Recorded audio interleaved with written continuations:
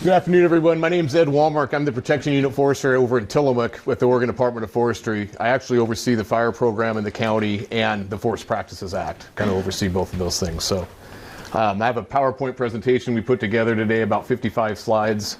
My intent is to show you some statistics of this year and the year in review in the fire. Kind of talk about the campfire everybody's talked about over there in California, and then have some ideas here that we can do for fuels reduction, around properties and things like that. I'm not here to scare anybody, freak anybody out, anything like that. Just trying to give awareness for fire prevention.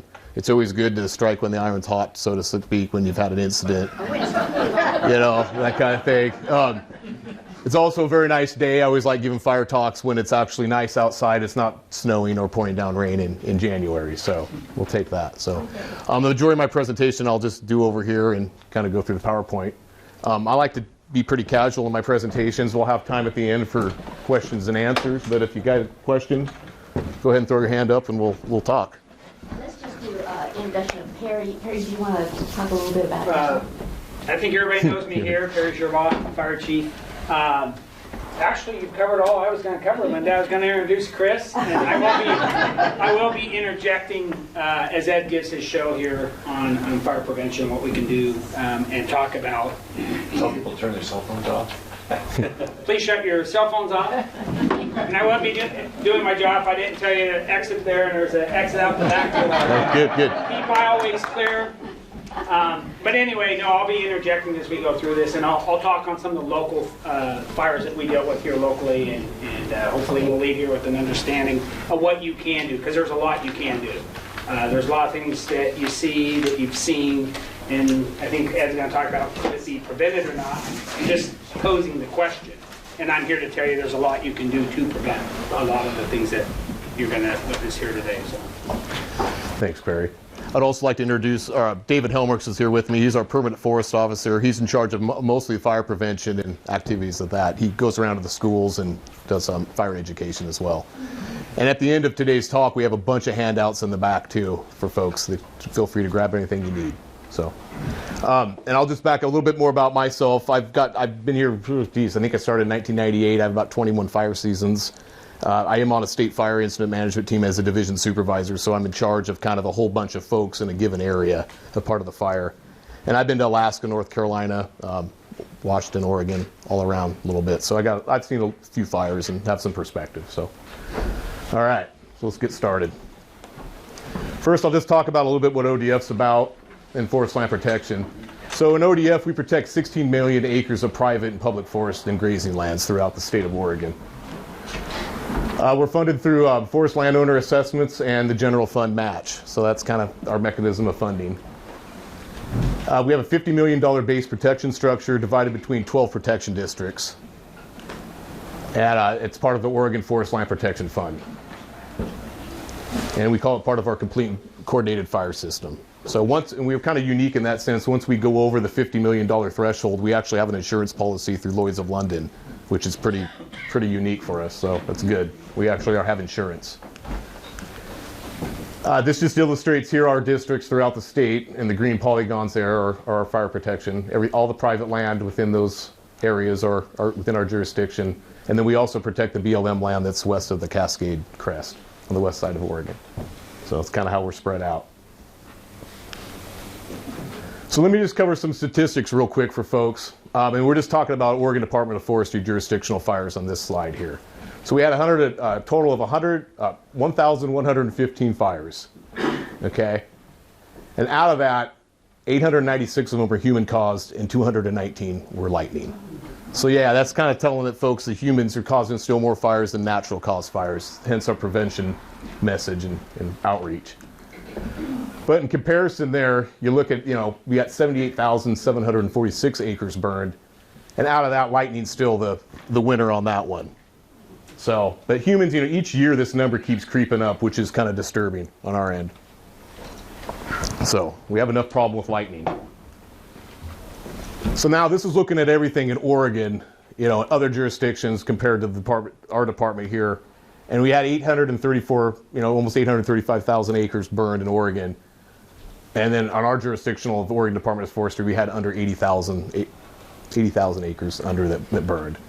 So it was a pretty big fire year for Oregon again. We've had about 5 years in a row that have been pretty busy, you know.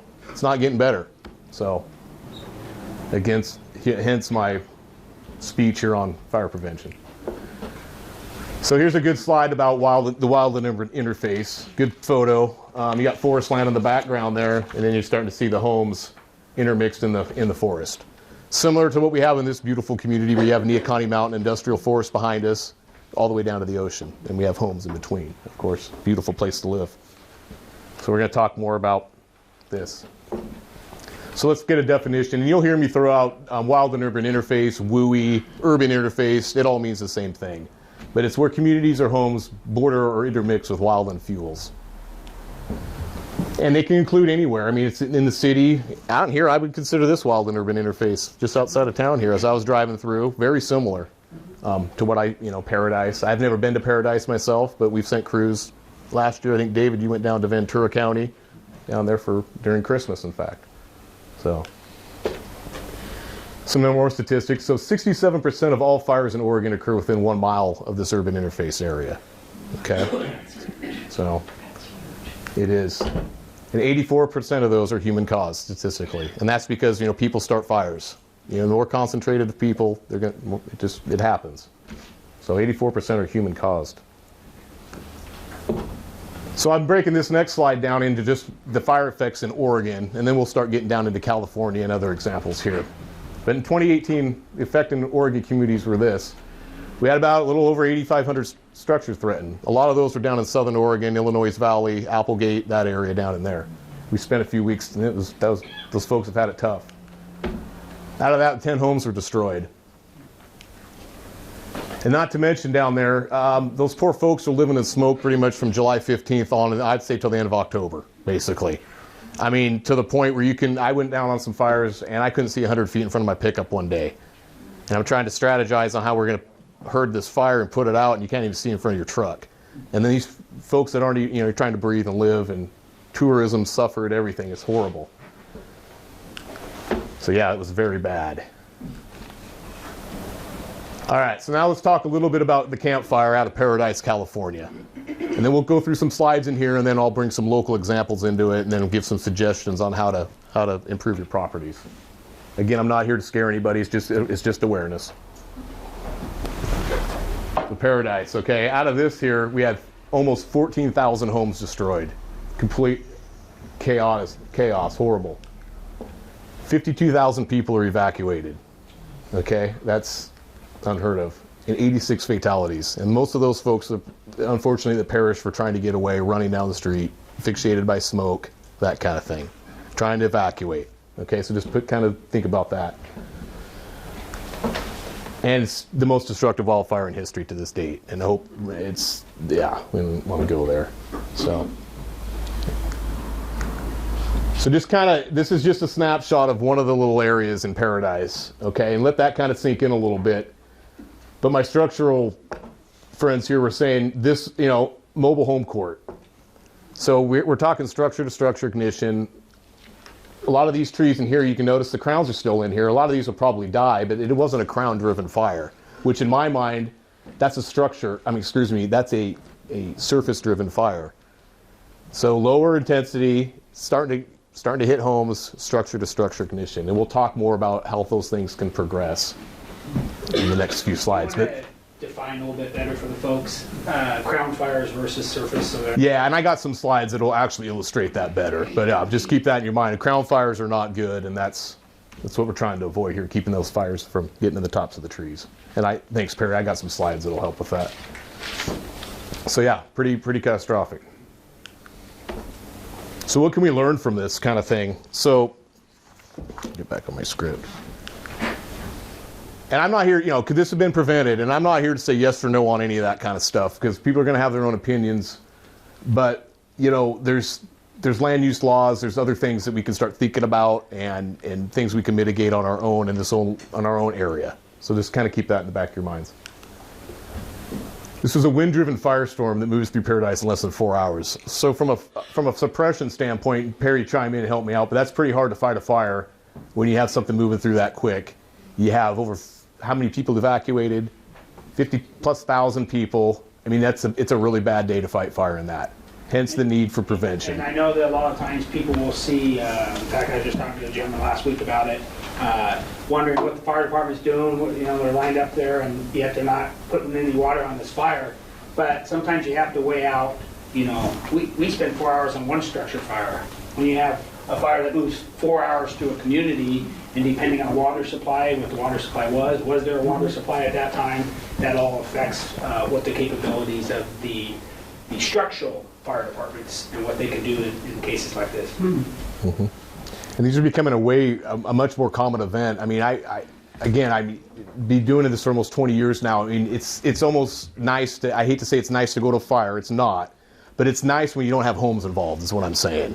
It makes it a lot less complicated. Yeah, go ahead. I went to the Oregon Emergency Management Association conference, and they had a guy there presenting a report from there, and he said the temperatures went between 2,200 and 2,700 degrees. They were vaporizing the metal components of the water system so that all the water piping had to be replaced because the meters and the valves and everything were vaporized with the temperatures that were that high. So firestorm, yes. Yeah, okay. Wow. Yeah, not a good deal. Again, like I mentioned before, that was in our last slide, that was the big problem. It's producing structure-to-structure ignitions, okay? It's kind of like the old fire back in Chicago when Mrs. O'Leary's cow kicked the lantern over, that kind of thing. So it's not much different than that. It's a big problem. 20,000 acres and 6,700 structures on day one. Again, that's a really bad day for firefighting. I mean, you're not fighting fire at that point. You're getting everybody out and taking care of life safety first. So geez, keep shaking my head. All right, so I want to tie this back. Can this happen in Oregon? And history has said yes, this has happened in Oregon before, based on some of these fires. And unfortunately, we're already in year 2019, and we could add to the list. But and I'll talk about this in the next slide. But 1936 in Bandon, that was caused. It burned all the way down to the docks. They had a lot of, I think that gorse plant, very flammable, started that, and then just moved into town. Aubrey Hall was one of the first fires that got Oregon's attention. That's when the end of the 7th Mountain burned down back in Bandon in the early 90s. That was kind of Oregon's first wake-up call to big modern-day urban interface fires. So the example here is 2010. This was out of Ashland, 11 homes in 45 minutes. And you notice Interstate 5 along there, which has its own challenges with it. As I said, people start, more people, more fires. Ashland, yeah. So, wait, anything wrong with that? Okay, I'm like, thanks, thank you. This will be an easy talk then. Hey, Ed. Yeah. When he showed me this slide, I'm like, that's half a manzanita. I hate this. I mean, again, I'm not here to freak everybody out, but those are things we can do in the off season this time of year. It's nice. Yeah, we've had such a great, I wouldn't even call it winter, but a good time to start working on this stuff. But yeah, that's a problem. We'll keep talking about this stuff. So easy answer, but can homeowners that live in this interface make all the difference in the world? And here this is textbook, and here you got a nice tile roof, good landscaping, thin trees, it's looking pretty good. So the answer is yeah. I already gave it away. We all know that. Okay. So let me see where I'm doing here. All right. So yeah, you all make a difference. And we're asking for your help, and everybody's in this together, community, all that good stuff. So here's some things we can do. Reducing the risk with pre-fire activities, just like I was talking about. Great time of the year to do it. Paying attention to little things, understanding fire behavior, local conditions, the wind. Linda mentioned, we had windstorms in 2007. We've had a lot of fuel loading. I think we had a tornado last year around here. So. Wasn't that 2 years ago? Okay, thanks. But yeah, that was just not too far away. So It was here. yeah, it was like just right there, Yeah. like here. Yeah. This here. Yeah. That's right. We actually sheltered in place in Tillamook when I saw this cell coming through. So yeah, that was something else. Anyways, no guarantees, but you can improve your home survival. Okay. And now let's review a local example. So I wanted to bring, this is all California stuff, things to be considered about, but I wanted to kind of bring a little local flavor into it. And the best example we had was the 2014 fires. Right. So I kind of brought some slides into that and kind of talking about a local example there. Okay. And like I said, people start fires. I mean, we have a beautiful beach. Got a lot of activity down there. Probably one of the nicest beaches in the state. You know, draws a lot of folks. 4th of July is a pretty good time around here. Fireworks, fires, bonfires, all that stuff. So yeah, I'll talk about this local example. Perry will probably chime in, have some stories and some insight as well too. So we'll go back in time, 2014. So I just want to bring this up that yeah, they can happen anywhere. You know, living around here a long time, I was this opened my eyes a little bit. You look at that photo and it looks pretty green in there, right? But what happened? I mean, you're seeing here, it looks like a fire ripped up the hill, and you got some really nice homes in there, and we'll dive more into that. But just wanted, you know, they can happen anywhere, even around here in Oregon, in Tillamook County. Again, you know, high public use areas bring their own inherited problems with them. Like I said before, I keep saying that people start fires. Large concentrations of people can also, you know, amplify that effect. I was just going to say, this photo in the last slide, a contributing factor to this fire was that there had been an infestation of the tussock moth, I believe it was, into the trees in front, which a lot of them were dead to begin with. And that fire climbed that bank in from my witness account, in about a minute's time from the time it got going until when it was into the trees and on up to the... Could you point out where the fire was? It's hard to see on the slide. Oh yeah, I got better pictures. We'll get, yeah, these are just, yeah, not the best. We'll get there. Okay. Yeah, this is, so, you want me to show the next one? Yeah, yeah. This There you is go, Perry. off of Reed Road. I think everybody knows that. That's from the community here. There's a lot of logs and stuff at the base of that hillside. A popular spot for surfers to go and surf off the rocks there, and a lot of times they'll have campfires. Not saying it was a surfer. This was the weekend after, or like 3 days after July 4th. And so this could have been, you know, somebody down having fireworks. Who knows? You know, there's a million campfires on that beach. But unfortunately, 3 days later, after the 4th, this fire obviously Well, happened. and it was windy. That's the other thing. We thought the fire may have gone dormant, but the wind. Well, it's the beach. We have a lot of wind, right? Yeah. And most of the There's a time, holdover. it's prevailing off the ocean coming inland. So all those fires along the beach grass there, or the beach, the embers, which he'll talk about here in some more slides, blow into the vegetation at that point. So it can be, they think, totally out, and then it flares up. Yep. Thanks, Perry. Yeah, I mean, and then you throw in slope into it, you got a whole nother issue. So we'll get into that. But yeah, pictures say a lot. Again, I go back to this, it's the little things that'll get you, and the little things in this instance are embers or firebrands. Can't speak, and I'm going to keep bringing up embers, remember the ember, all that kind of stuff, but it's something to remember because it's what starts more of the fires anyways. Fire-resistant roofing material makes a difference. You know, this is cedar shake. Looks like Perry did a good job. I had to ventilate the house to get in there. Saved the structure, did an excellent job. It was damaged a little bit, but nothing that, you know, insurance can't take care of. So, I mean, what I'm getting at is roofing material makes a difference. It's a good line of defense. I'll have more slides that illustrate that. But embers hit the roof, start a fire, you know, that kind of thing. And that, Go ahead. No. I may just add too, Yeah. we've had, everybody know the old library house in Neahkahnie? We've had chimney fires where embers come out and got into the shakes and had a roof fire on that structure there. So it's not just from beach fires. Think about maintenance around your wood stoves or fireplaces as well, and spark arresters and stuff. There's a reason for those. You bet. So, again, this makes it more difficult when you start throwing homes into the mix, into the forest. Is our hand up, sir? Just to give you an idea how hot that was on that one, because I was there. There were these white plastic lawn chairs, the molded ones, you see around?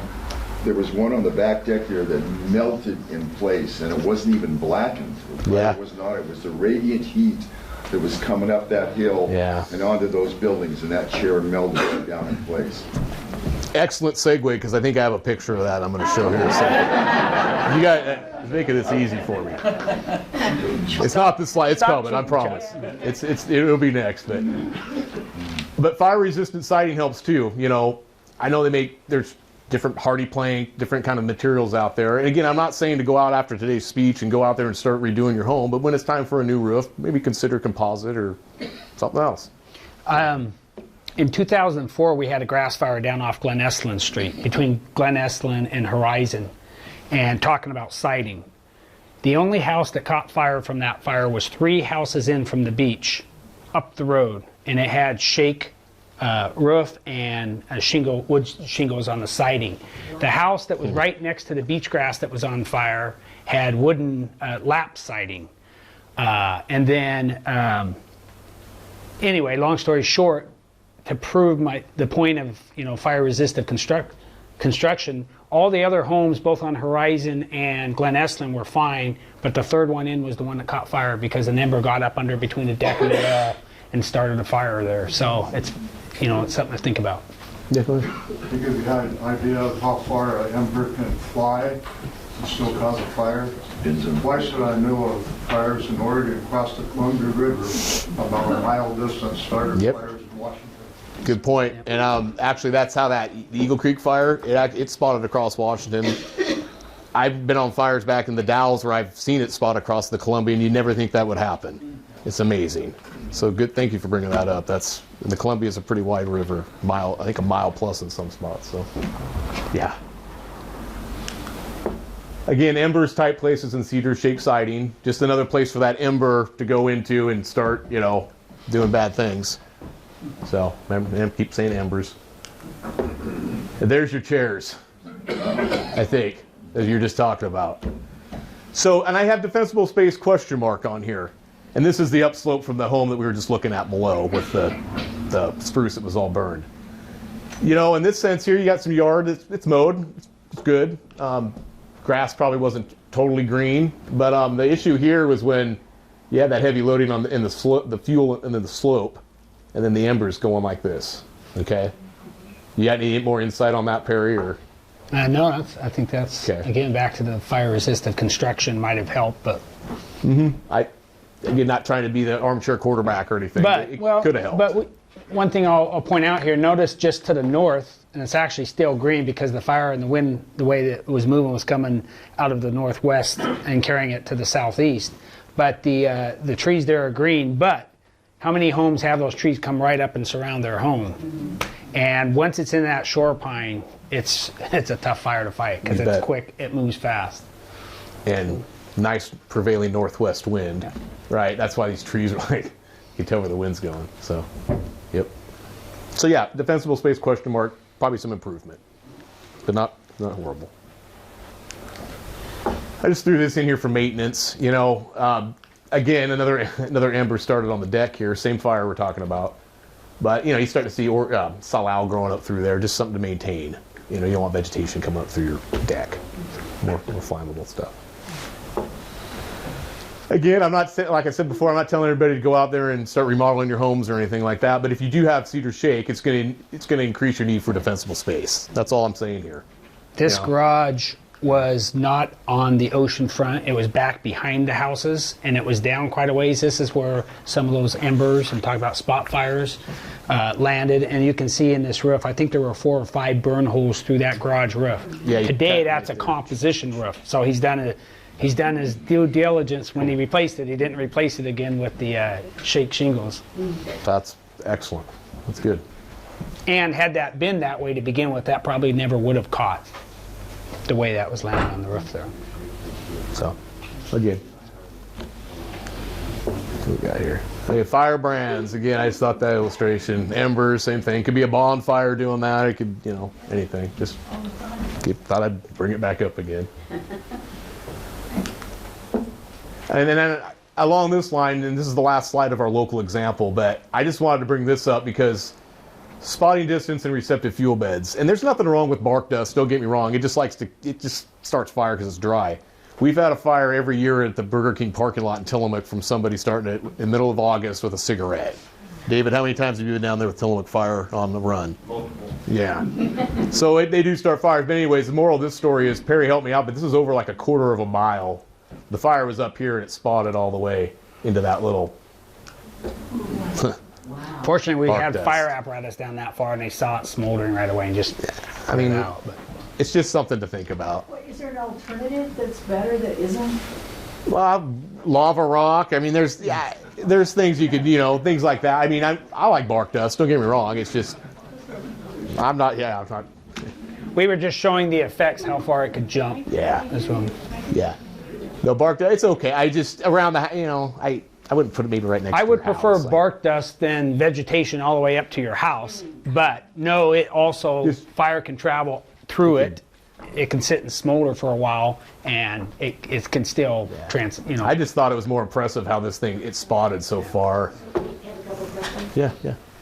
What happens if you're taking care of your property, but you've got a vacant lot next to it Yeah. that never gets taken care of? I mean, what do you do? So interesting question, but everybody thinks the fire department could go make people cut their grass and cut trees down or clean trees off of lots, and we can't. Should we go in at night and do it ourselves? Yeah.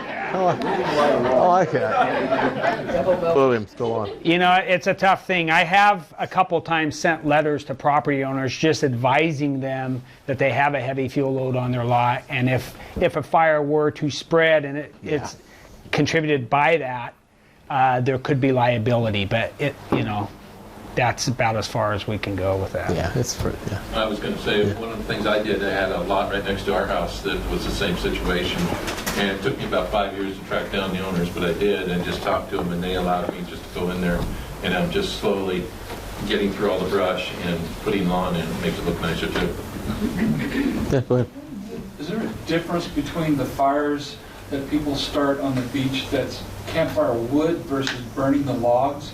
Because you see these big, huge logs that people are building fires with those logs. Yeah, and that's, that's a big problem here. I mean, and we'll talk about, I have some other ideas too we'll get at, but yeah. How flammable is Salal? Because it'll burn. It's green, but once you get a good enough heat on it, it's very volatile because it has little waxy oils in it, and it actually burns pretty darn well. Yeah, it's kind of like, I'm sorry. It's kind of like Oregon grapes, the same thing. If you keep them, keep it lower, you can manage it, but yeah, it'll burn, sure. So will English ivy. It's kind of like that too if you get it hot enough. So yeah, good discussion. Anything burns when you get it hot enough. Yeah, go ahead. Yeah, another thing on that Beulah Reed fire there, that there was only one way to drive out of that area, and that was past those 4 houses that were involved. So if that things had gone and they couldn't get past that road, they were stuck in there. And that fire would have gone right up to 101. Yep. Yeah, we don't want that. I've been up there years ago. We had a fire up on Neahkahnie, and we kept it from going into Oz West, and that was scary. And that was fireworks related. It started the one over the highway there off the That's side. 2002, I think. Somewhere back in there. Getting too old. All right. So let's talk about some ways to mitigate this. So I talked about all the horrors and everything we just looked at, campfires and all the different local examples. But let's look at some ways to mitigate this problem. So we're going to talk about the home ignition zone, and there's 3 main zones of defensible space that we'll cover in the next few slides. Like I said too, David's got a bunch of cool handouts back there, that posters and everything that shows you more in depth too. So being prepared. So we're going to want to create defensible space, and we'll tell you how to do it. Provide access. I already heard that in the audience. That's pretty darn important, being able to get in and get out, so we know where to find you and put the fire out. Harden the home. That's just making better building materials for your home, making it more fire safe. And then some other connections and the little things that can get you in the end we'll talk about. So step 1, defensible space. We're kind of talking about this inner zone right in here. So it begins at the outer edge of the structure. So basically right in this zone here. And right in there we're talking about stuff that isn't going to burn. Green grass, asphalt, clover. I put in there bare rock, or soil, bare soil or rock. Works really good. Lava rock I'm a big fan of. It doesn't burn. You don't have to mow it. Mulches. If you like mowing your lawn. Main thing about your lawn is just keep it irrigated and short. That kind of thing. But that's what we're looking at in this main zone here. And do you have a suggestion on footage away from that? Yeah, and I don't want to give the wrong answer right out. We'll get to it in the slide, and then he knows more. What you want to do is not have what they recommend is nothing burnable and combustible up to the foundation within the drip line of your roof. So anything underneath your roof drip line is what they say is to clear out. For instance, I live in Tillamook, my home, most of the way around my house, actually what I did is took pea gravel out from the foundation, out to the drip line, all the way around my house. That way, if these embers, the little things, land up against the house, if there's stuff there, it's not going to catch that on fire. So, and it talks about in some of the handouts, it talks about that. And just taking the wildland fire situation out of it for a moment, when we have to fight a structure fire, it also is something to be thinking about. Can we even ladder your roof because of the vegetation that's around your house, or fences that are too close that we can't get the angle of the ladder to get up there to ventilate or get into a window or something like that. So there's a lot of considerations, not only for wildland interface, but also everyday safety. So. Good. Okay. And if we're missing something, chime in. So again, these things we've kind of covered already. Cut your grass to less than 4 inches. Maintain shrubs and trees. Remove dead plants. Remove ladder fuels, and I'll talk about what ladder fuels are here pretty soon. And thin when necessary, the heavy fuel loading. So ladder fuel is kind of like what it says, a ladder. So you got ground, this is just illustrating here, you got a ground fire, move it up into the surface, and then ladders, your limbs, and they're getting up into the crown of the tree, which is what we're trying to avoid. It's really hard to fight. It's much easier to fight a fire when it's on the ground versus up in the crowns and when they're hopping to tree. So again, this is where we're trying, when we're talking about pruning ladder fuels, it's removing these fuels off the tree here, so you're keeping the fire on the ground. Okay. So this just illustrates non-thin, thinned, and some guidelines. And I'll just go through here. But the moral of the story here is the greater the slope, the more work you're going to have to do, or cut more trees. So when you get up to about a 41% higher slope, we're talking 30 feet spacing between crowns, that kind of thing.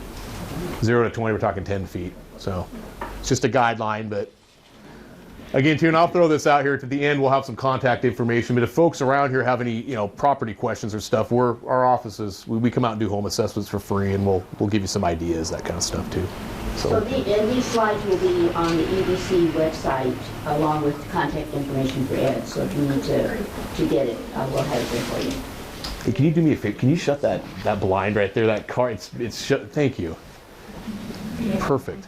Hey, awesome. Again, it's a good thing if you have the sun in your face in January, it's fine. So I'm not complaining. Although we do need to get wetter here in a little bit. We need some more snow and rain. So 3 R's of defensible space, removal, eliminate dead vegetation. And we actually have a program we'll plug here at the end where we have an opportunity, when you want to do some work around your house, you can take the debris down to the transfer station for free and it'll get chipped up. So you don't have to burn it. That's good. We'll plug that here at the end too. Reduction, so pruning dead branches from shrubs, limbing up low-hanging tree branches, and mowing dry grass. And replacement, so replacing what you're taking out, utilizing fire-resistant plants. And we have some guides in the back too, and some web resources that'll show you. You can go to any landscaping place, they'll help you out too. But succulents are really good in areas, things like that. Things that won't burn. Okay, next we got step 2, access. This is important to Perry and myself as well, because we need to find you. And then if you need to evacuate, you need to get out safely in a timely manner. So we'll talk about access. Pretty basic stuff here, but long driveways, 150 feet. You're going to want these, 12 feet horizontal clearance, 13.5 vertical, 10-foot clearance from the center line. Main things too is, these are really important, being able to find you in a good, quick manner. Especially when we're out in Eastern Oregon and things like that, we're really spread out. These signs, I'd love seeing someone's address when I actually get a dispatch to go respond to a fire. Hey, I can find you. Makes me feel good. Ed's taking some verbiage out of the fire code there. 150 feet over that requires a turn-off or turnaround. But even if you have a 10-foot driveway, 50-foot driveway, make sure you maintain those clearances. Because if we do have to bring a piece of fire apparatus in, we need to be able to get in there. Another thing too, I just thought of this, but if if you're within the fire, you know, there's fires around the area. We're not to evacuation level yet or anything. It's always good to park your egress out, have your rig point in the right direction. We say that a lot in the fire service. Where we go into a fire, you want to be able to point yourself out so you can get out of there quick. So just keep that in mind too. So how harden the home? These are home improvements we can do to the actual structure itself. Again, some more review, but like I harped on this a lot before, use fire-resistant roof and siding material when possible. And if you're not, then take some more consideration in your defensible space. It's good to trim all branches 10 feet away from the roof. This is a big one because you don't want that flammable vegetation touching the roof. It also is going to contribute to more stuff in your gutters, more moss on your roof, that kind of stuff too. And then covering your chimney, that's kind of a code requirement anyways, but spark arresters on your chimney, wire mesh, we obviously don't want fires coming from your fireplace, start fires that way. But that's usually in building code. Again, the roof is your most vulnerable. We keep talking about the roof, and this is why. Again, you want to remove all your dead branches, leaves, pine needles, all that stuff, debris, junk. Box and eaves, but provide for ventilation.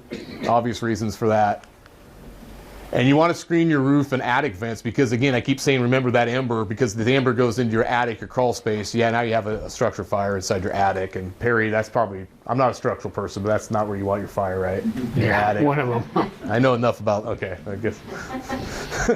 So yeah, you just don't want that. It's the ember that will get you. Other connections. So other things like your deck, we'll talk about firewood, stuff that's close to your house. Look at that, the deck.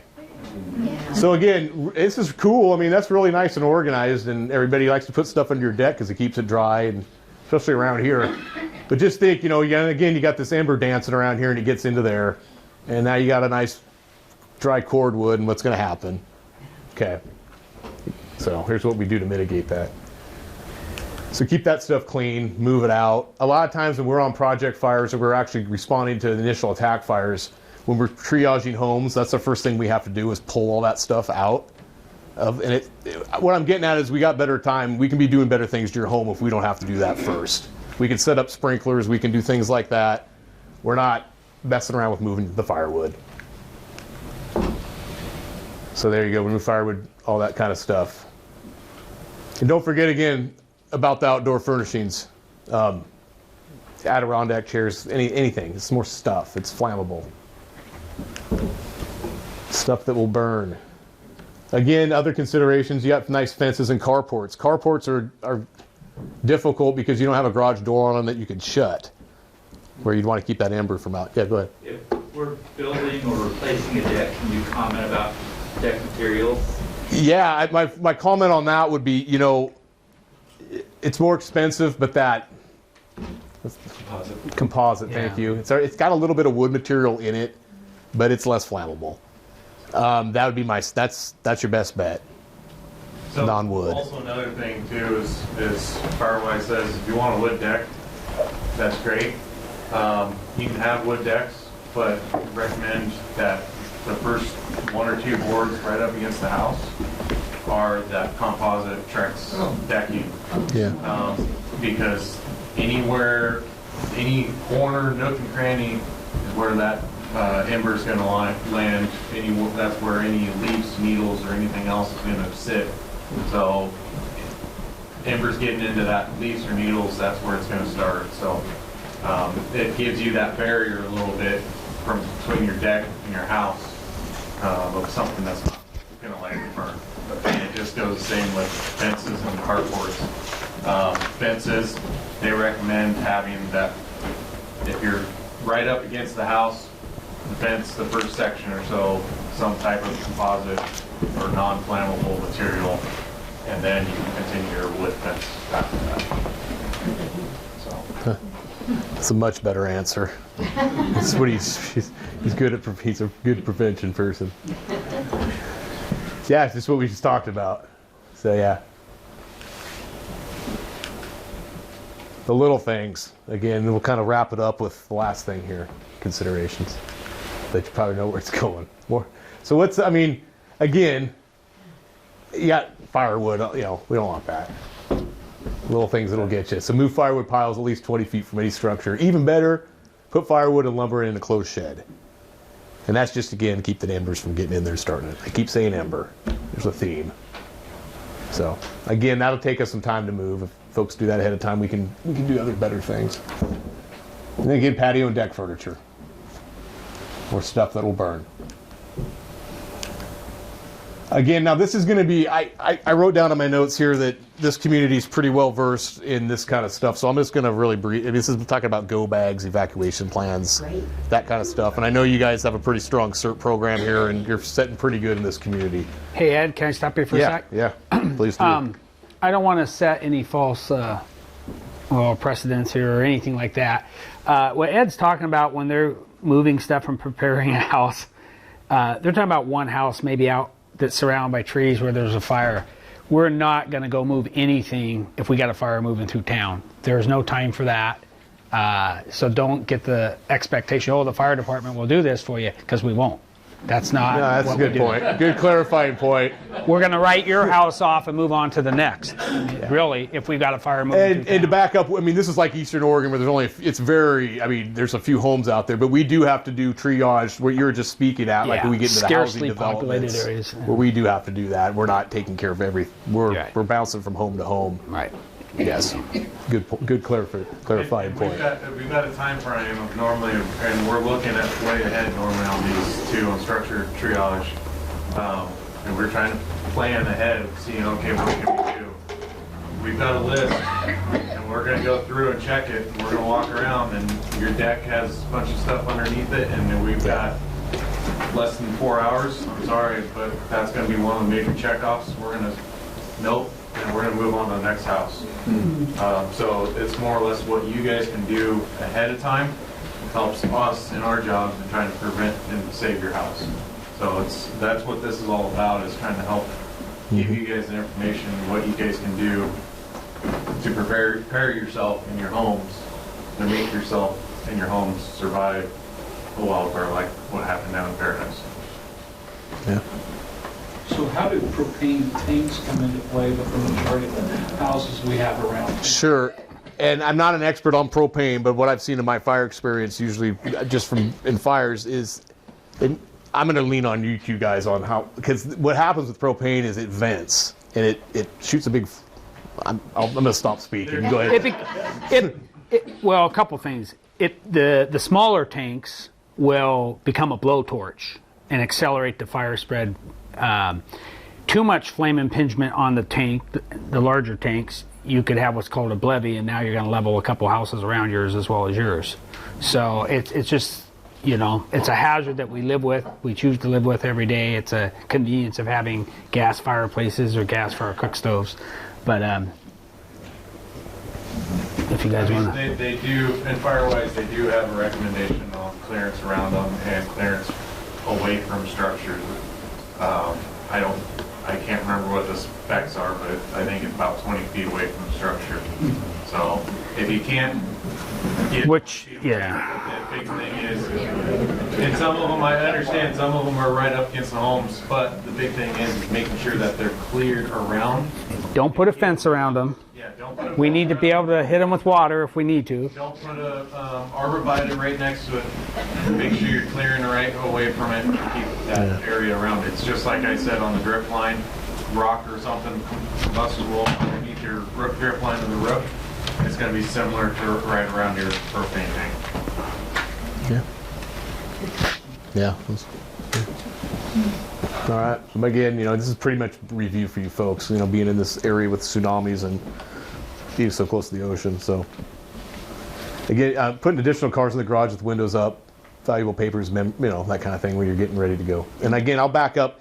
We've heard, if you heard ready, set, go before, that's like level 1, 2, 3 evacuation. So you'll hear that sometimes in the news. So it's easy way to remember. Ready's a level 1, means just be ready, awareness. 2 is you should probably get stuff going. Have your car probably set, parked in the right direction, stuff in the car ready to go. And 3 is go, evacuate. So that's easy to remember that. Ready, set, go, 1, 2, 3.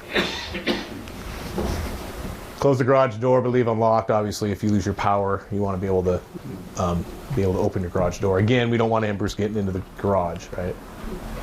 And again, that patio furniture is going to get you again, so move it, bring it in the house or garage. This is big. Turn on sprinklers. If you're going to do one thing before you leave, and you still got water pressure and everything, set up some sprinklers. Put them on the roof, put them around, whatever you have. It's going to do something. Create spring on, and if you have, especially if you have a wood shake roof, that's defense you can do. Close all your doors and windows against the ember and radiant heat doesn't enter your house. This sounds kind of weird, but leave lights on in each room. At nighttime, it's easier to find your home when lights are on, that kind of thing. I mean, with all the smoke and different, it's just easier. Sounds kind of weird, but it is. Move furniture to the center of the room. And this is a big one here. If you're going to still be around, this is your fire watch obligation, I like to call it. Just continually check the roof, attic, and surroundings, making sure there's not smoke in your eaves, attic, that kind of thing. Things that you can pounce on when it's still small, if you're still there. So, I've said a lot today, but I mean, here's some web resources. You could just Google Firewise. I'm going to show you some more web resources you can go to. In the back, we'll have a lot of materials, handouts. It's going to explain this stuff a lot better. They'll actually have thresholds and things you can go by. Situation awareness. I know folks probably have go bags, that kind of stuff, probably around here. I have one in my truck. Act early. You know, doing so is going to help all the responders get in there, and that's what I'm getting at is follow the evacuation levels. It's when it's time to go, go. It's usually meant for a reason. Wildland-Fire.org.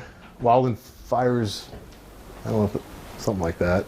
It's a good Firesg.org. Firesg.org is a good one. Just yeah, Google Firewise. The more web resources we got, our, you know, if you just type in odf.gov, you'll find our stuff. OFRE's, Oregon Forest Resources Institute, has a lot of good information on forest management stuff, thinning specs. And then Firewise Community is a really good one too. Again, if anybody's ever down in Silverton, Oregon, the Oregon Garden's got a really cool house. It's actually, it talks about hardy plank siding. It's a model that has everything that we just talked about. If you could go walk through it and see it, that's really neat. It's a beautiful spot. And then Ready, Set, Go, Wildland-Fire, again, another good website. These are our folks in Salem that are National Fire Plant coordinators. They do stuff. But, and then always, people can always call me. There's my contact information. Like I mentioned before, we'll do home assessments for free. If folks are, you know, you got some questions or you want some ideas, we'll come out there and give you some ideas. So go ahead.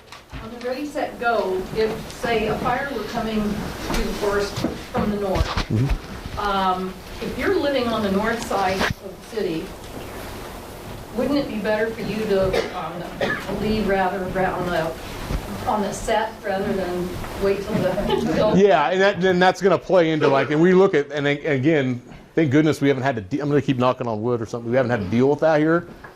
But, you know, that's going to influence our decisions on access, and if those things are more difficult, we'll up the level. Rather than everybody flooding the 101 together on Go.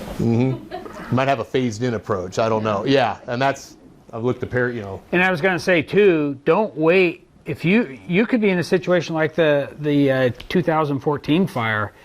If one of those homeowners would have been home, hopefully they're not waiting for us to come tell them. We got to wait for the 911 call. We got to wait for volunteers to get to the station and respond. You know, use common sense too. I just meant if it was a progressive fire, you know, forest fire that had been in. I would think that if you're on the side of the city closer to it, you want to get out of there before. So. Yeah. Yeah, go ahead. The Ready, Set, Go, does that warning sent out by reverse 911, is that how we get notified? Or how would we, what's the best way to get Sure, again, and we're lucky and fortunate enough in this area we haven't had to do that, but I know in Eastern Oregon, folks, that's my examples I keep pulling from because that's where the activity's been. But normally they have like a NIXL system, reverse 911 notification, similar to what we have here.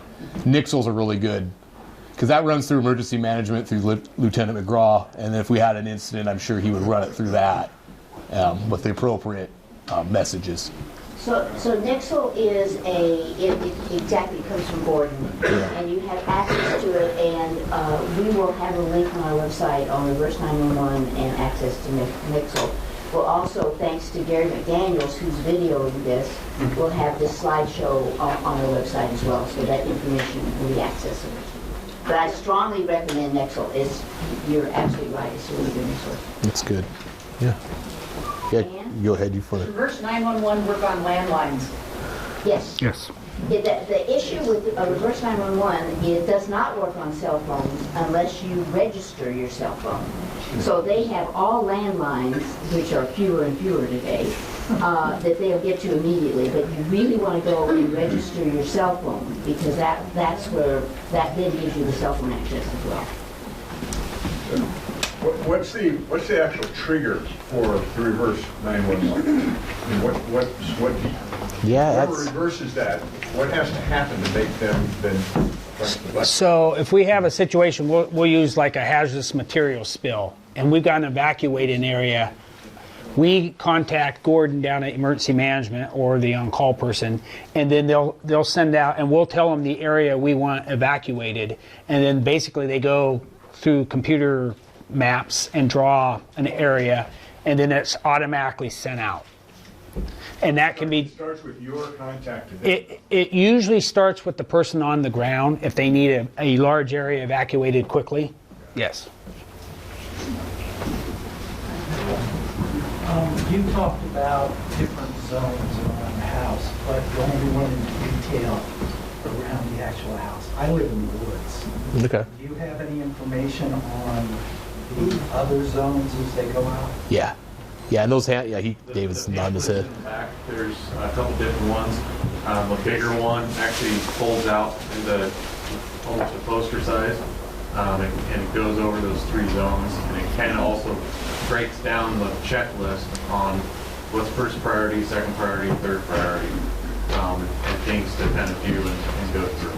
And you say, I can call you guys and you'll come out? We can, and then actually you can call Ed's numbers up there, but it most likely, no offense Ed, but it would probably be me coming out and doing it. It would. I'd come out, I would too. I'm going to delegate it down, which it will come to me, but I've gone through a lot of the classes. I like to get out of the office. Wise and everything, and doing these assessments. So I kind of, ideas of what? yeah, I would come and basically walk around with you and basically give you, okay, this is what I recommend, this is what we suggest, type of thing. Now, everything what Ed's kind of covered today and we've talked about, we understand everybody's on a budget. We don't want you to go out and say, you have to do this now. You have to change your roof to composite or metal roof, or if you have to change your siding. These are things to kind of, okay, look at, well, is my roof going to need replaced in 10 years? Well, let's start looking and let's start saving up for putting a new roof on. Siding's getting older. I mean, it's things to kind of look forward and down the road of what to do and improve. But in the meantime, this is what you can do. Is there any fire retardant that one could put on a shingle roof if they had a shingle roof? There are, there's a sheet back there that talks about coatings on what you can do. There is stuff out there that you can purchase as well to put on. You'd have your hand up for a little bit. Tom? After the beach fire in Neahkahnie, there was at one point they were planning to remove the big piles of log. Yeah. What's the status on that? Yeah, let's talk offline on that. I was hoping someone would bring that up. Yeah.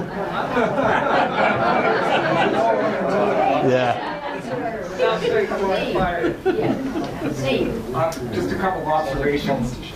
Just moved up from California about 3 years ago, and I was evacuated twice. Once in the Yosemite fire in 2014, and the Butte fire, the next county up, in 2015.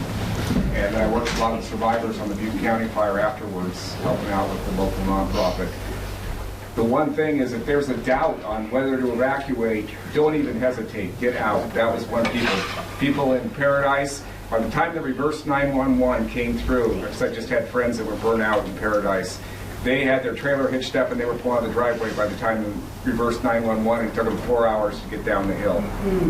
And if they'd waited another 15 minutes, 20 minutes, they would have been ones running, and that's where a lot of it was. The other thing is, they talked about having your personal papers and everything in your car with your windows rolled up.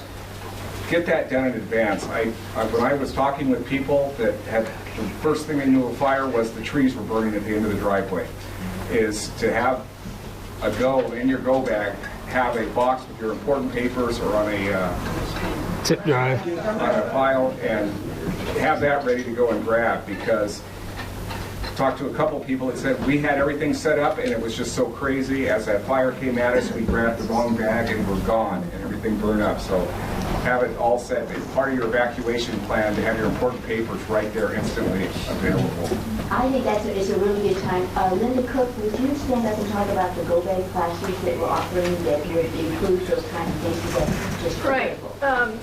We offer a community class starting in January. We go every other month, and that's where you'll learn all about go bags, where you buy the materials, what you need, why you need them, why you need a go bag. And we have this class, next one is in March, and then the last one will be in May. And you can go online at evcnb.org and sign up for the classes online. And they're really good classes, you really learn a lot, and it's really necessary that everybody have a go bag in their car and in their home. So if you pick up one of our bookmarks back here on your way out, it has our website on it and all the classes. The other thing that Linda and her team has done is that they have many of the supplies there, so they're easy to access. Pretty organized group, aren't they? Joe, would you talk about the CERT classes coming up? Barely hear you. CERT class. CERT. So our next CERT class is in April. First weekend in April, we go Friday night, Saturday, Sunday, and then we have a final the following Sunday, and you learn light fire suppression, light search and rescue, triage, light medical procedures, and so you're just better prepared. So CERT is Community Emergency Response Team, and you're just better prepared for any kind of an emergency, and you're just a better asset for your family and for your neighborhood. And you can register online. If you go to the EVC website, you can go to the calendar and you can register online. Does it matter how physically fit you are? Everybody can participate. So you will, when you take the class, so far no one's not been able to do everything in the class, but we always encourage people to, whatever level you're at, you will certainly be more of an asset to everyone, including yourself, with more training. And there's always a role during an emergency. Always a role for everyone. Yep. You mentioned if we wanted to trim around our house and clear materials out, we could take, because you have, the state forestry has a program to take that to the transfer station. You bet. Does that include the Manzanini transfer station, effective now? Yes. And so that's going to be effective, I know, and I think that's separate from whatever else is going on, but May 1st is when we're starting our vouchers. May 1st, we're going to Oh, start. May 1st? Yeah. Not now. Right now.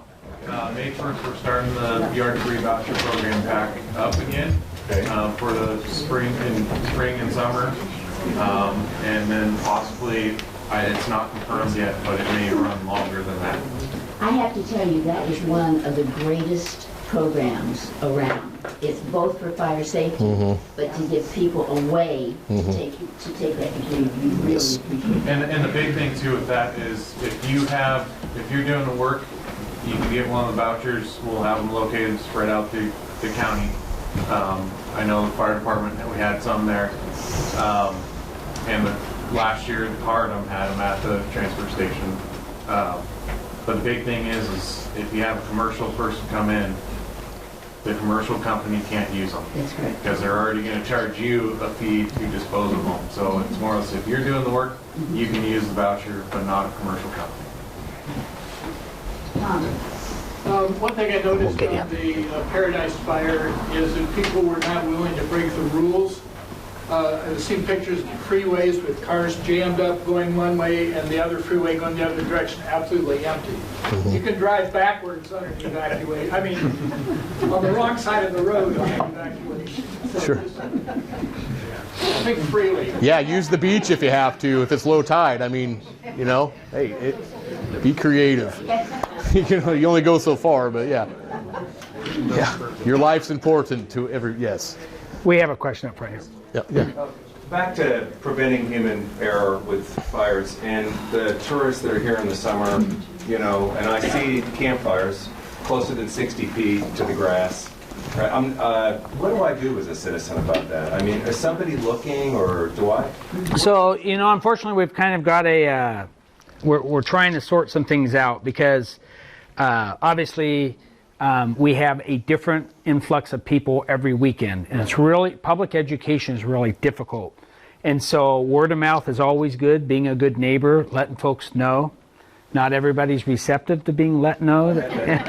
So be careful. I've had that experience. The fire's already started, and I'm trying to be gracious about it. Yes. I'm at a crossroads. Right. So Oregon parks, it really is their jurisdiction. Okay. And I don't want to play jurisdictional things. We don't want fire to come into our town, but it's their beach, and you can always call the park and explain that you've got where the fire is at or whatever. We usually refer, if we get phone calls and there's no threat, you know, at that time of it spreading, there's a family sitting around it, we refer it to the parks.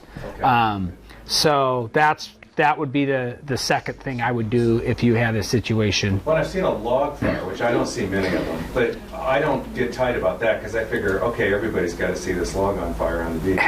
Yeah, and we get calls every year, multiple times a year, because log fires, you know, they're not supposed to build fires in driftwood accumulations or logs, or because they'll burn for weeks and weeks and weeks, and use water to extinguish the fire as well. Don't cover it up with sand, because somebody could come run along barefoot and burn their feet. I'll walk down and make sure they actually put it down out the next day. Just and we appreciate that. We really do. Yeah. Okay. So we actually think that's how the 2014 fire got started. Right. Was a leftover fire. Even if it was out, if it's not completely out and that wind kicks up, it could, you know, rekindle and blow those embers, and that's what got in that particular case, and that's how it spread. Thank you. So EVC is so influential all over. And that public, you are, and the public education piece, because I'm kind of the beach fire Nazi too, and it's like, well, the locals don't want us to build fires and have fun. Well, no, the rule is it's got to be. We don't. Go home. But the rule is it's got to be below the high tide line, so the high tide comes and puts it out. That's number one. But number two, if you ask Travel Oregon and the Oregon Department of Forestry and a whole bunch of people to spend some of those tourism dollars on education, because what I say is, you know, when you're doing things that threaten our homes and our lives, we're very interested in that. That's a really good point. Well, Vivian Simon Brown said, Leanne, you have to be calm and reasonable. So I do my best. No, you don't. And if you ask them to spend some of that tourism money on educating people, because I don't think they want to burn our homes down and kill us, but let's help them not. Right. So I think that's a really good point. All right. Thank you. Would you comment on the late season fire risk of Scotch broom?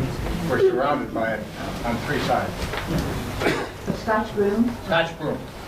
Yeah, Scotch broom's very flammable. I mean, Yes. You should be cleared. State land. Yeah? State land? Yeah, I know we have a lot of it on state land, yes. Yeah. It's really pretty, but it's, I see my head. It takes over everything. What's that? Yeah, that's, we'll go with that, yeah. I like that response. It's like tracking down knotweed. I mean, it's real hard. We have spot treatments, but trying to eradicate it's pretty much, it's a hard thing. So we do deal with it on. Well, and I think the state park is working on it, at least in the Hale Bay. Yeah, I would think. They're trying. Good. Any other questions? I think let's give a round of applause. One more. Just in case it helps others, is there a lifespan on triple wall chimney, metal chimney material? Oh gosh, now you're getting into manufacturer specifications. If you have any doubts, you should have it inspected by a licensed inspector that does flues and stuff like that, because it, you know, like everything else, over time it gets fatigued. That inner lining gets, it starts cracking and stuff. So, but I can't tell you, you know, I'm trying to do this politically correct here. You have to go by the manufacturer and specifications on that stuff. If you have any doubts of the condition of your flue or chimneys or anything, have it inspected. Don't wait.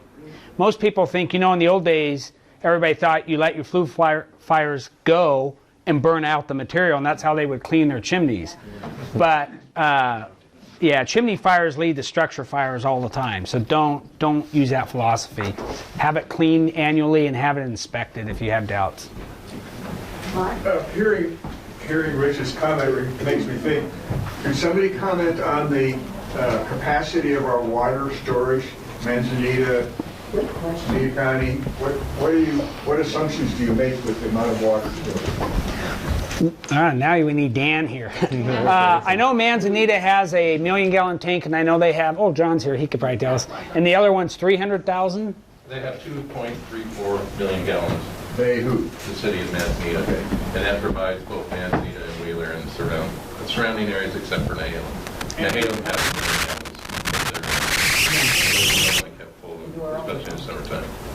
It's just in Nehalem County, right? Neahkahnie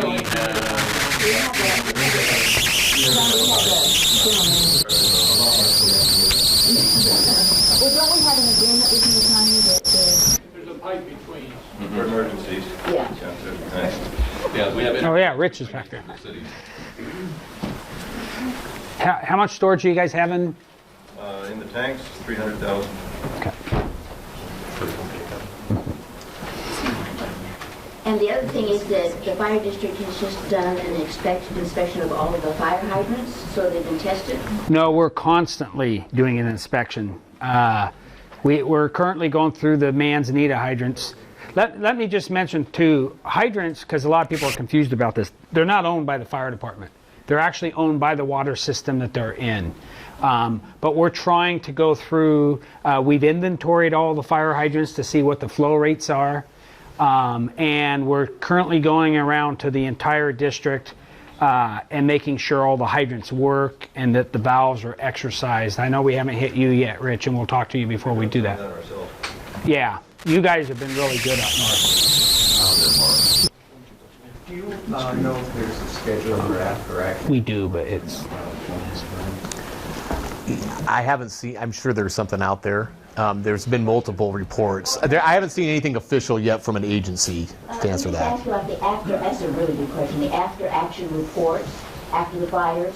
So it's the responders' review of how they handle the fire and what they would do differently the next time. It's a really good piece of information. Thanks, Mike. One last thing. The fire district had something to do with the insurance rates on homes for fire protection. Well, so insurance service offices rate our community for fire suppression, and we are currently a 3 if you live within 5 miles of the station and 1,000 feet of a hydrant. If you live within 5 miles of the station but not 1,000 feet of a hydrant, we are a 4 is the protection class. And that's on our website under insurance service offices. Okay.